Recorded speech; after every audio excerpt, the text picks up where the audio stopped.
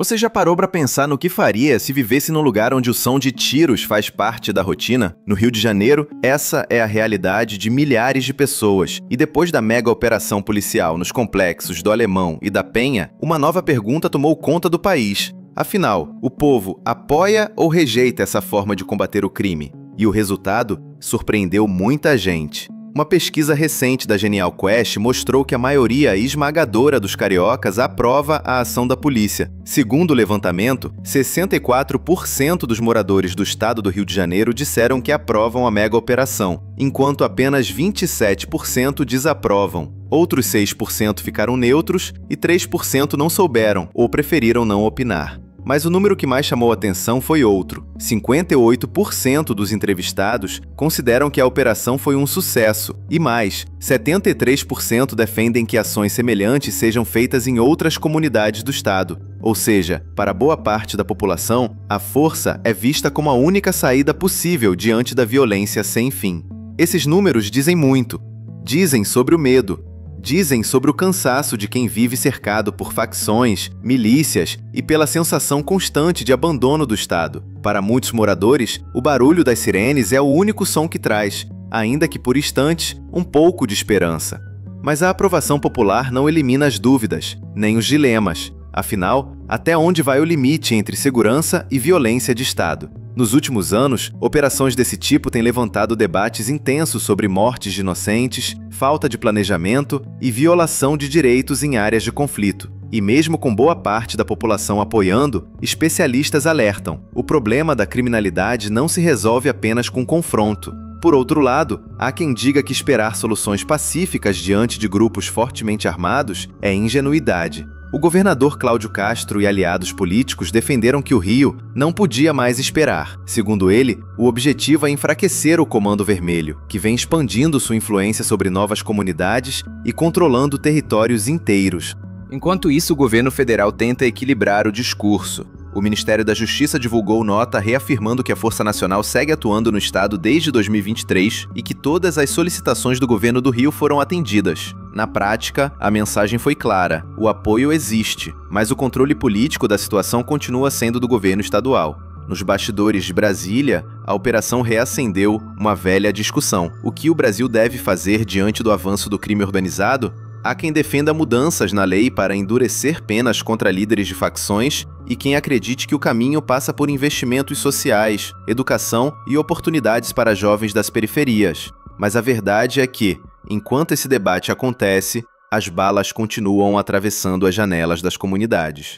A pesquisa da Genial Quest também revelou outro detalhe interessante. Mesmo entre aqueles que não vivem em áreas dominadas pelo tráfico, há uma sensação de que o Estado está perdendo o controle. O medo extrapolou as favelas e atingiu toda a cidade. E é por isso que tanta gente, mesmo de longe, apoia operações como essa, mesmo sabendo do risco. No entanto, o desafio é gigantesco. De um lado, o povo quer ordem, segurança e resposta rápida. Do outro, o governo precisa garantir planejamento, transparência e responsabilidade para não transformar o combate ao crime em uma guerra sem fim.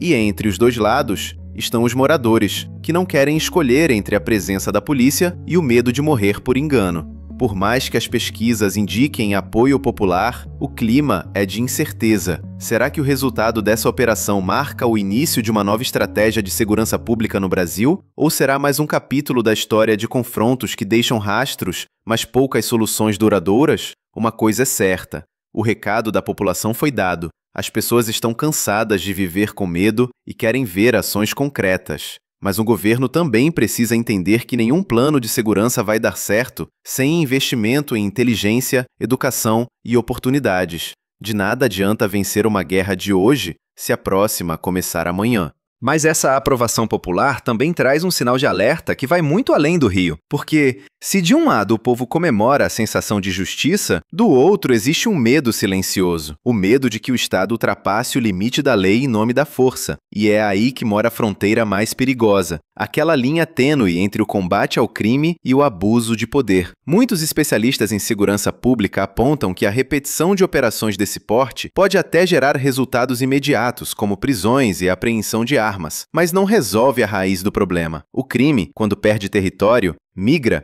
se reorganiza e retorna mais violento. É o que já vimos em outras décadas no Rio de Janeiro, quando o poder público reagia com força, mas sem continuidade. A cada operação, dezenas de mortos, manchetes de impacto e depois o silêncio, até que tudo começa de novo. E por trás das estatísticas, há vidas, de um lado e do outro. Entre os mortos há suspeitos, mas também há trabalhadores, estudantes, jovens que estavam no lugar errado na hora errada. E esse é o ponto mais doloroso dessa história. Porque enquanto o Estado e as facções disputam território, quem mais sofre é o morador, aquele que só queria viver em paz, trabalhar e voltar para casa sem medo. Ainda assim, há um sentimento forte de apoio à polícia. E isso é inegável. Muitos veem nesses agentes, que também arriscam a própria vida, o último fio de esperança. Afinal, são eles que entram nas áreas dominadas, que enfrentam o poder das armas e que, na visão popular, representam o Estado quando mais ninguém aparece. Mas isso também exige responsabilidade, preparo e estratégia, porque, sem planejamento, a força se perde e o risco de inocentes pagarem por erros aumenta. E você? Acha que o Rio de Janeiro está no caminho certo ao apoiar novas operações? Ou acredita que esse tipo de ação só mascara um problema muito mais profundo? Comenta aqui embaixo. A sua opinião ajuda a gente a entender o que o Brasil realmente pensa sobre segurança pública.